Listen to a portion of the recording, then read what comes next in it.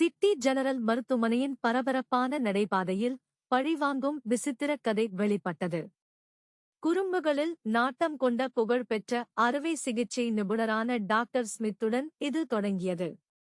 அவரது நீண்டகால விரோதி டாக்டர் ஜான்சன் பல ஆண்டுகளாக அவரது நகைச்சுவைகளுக்கு இலக்காக இருந்தார். ஆனால் டாக்டர் ஜான்சன் தற்செயலாக டாக்டர் ஸ்மித்தை ஒரு வழக்கமான சோதனைக்கு பதிலாக ரூட் கால்வாயில் திட்டமிட்டபோது அட்டவணைகள் மாறியது. டாக்டர் ஜான்சனின் அலுவலகத்தை பலூன்களால் நிரப்ப ஒரு விரிவான திட்டத்தை வகுத்து அவரை பழிவாங்குவதாக டாக்டர் ஸ்மித் சபதம் செய்தார். குறும்புத்தனமான நாள் வந்தது. டாக்டர் ஸ்மித் ஹீலியம் தொட்டி மற்றும் குறும்புச் சிரிப்புடன் டாக்டர் ஜான்சனின் அலுவலகத்திற்குள் பதுங்கியிருந்தார். பலூனுக்குப் பின் பலூனை ஊதினான். அறையை வண்ணமயமான உருண்டைகளால் நிரப்பினான். டாக்டர் ஜான்சன் உள்ளே நுழைந்ததும் அவரது அலுவலகம் ஒரு பெரிய பலூன் குழியாக மாறியதைக் கண்டு அதிர்ச்சியடைந்தார். அவரது முகத்தில் இருந்த தோற்றம் விலைமதிப்பற்றதாக இருந்தது. டாக்டர் ஸ்மித்தால் சிரிப்பை அடக்க முடியவில்லை.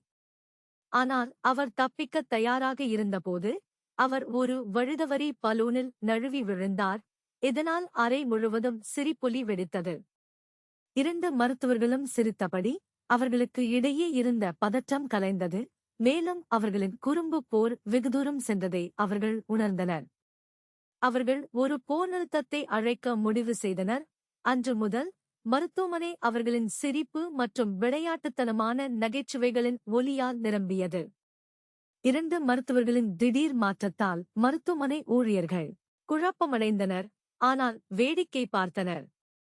டாக்டர் ஸ்மித் மற்றும் டாக்டர் ஜான்சன் மருத்துவமனையை விட்டு வெளியே வந்தபோது கைகோர்த்துக் கொண்டு அவர்கள் இருவரும் பிரகாசமான இளஞ்சிவப்பு நிற ஸ்கிரப் மற்றும் பெரிய அளவிலான கோமாளி ஷூக்களை அணிந்திருந்தனர்.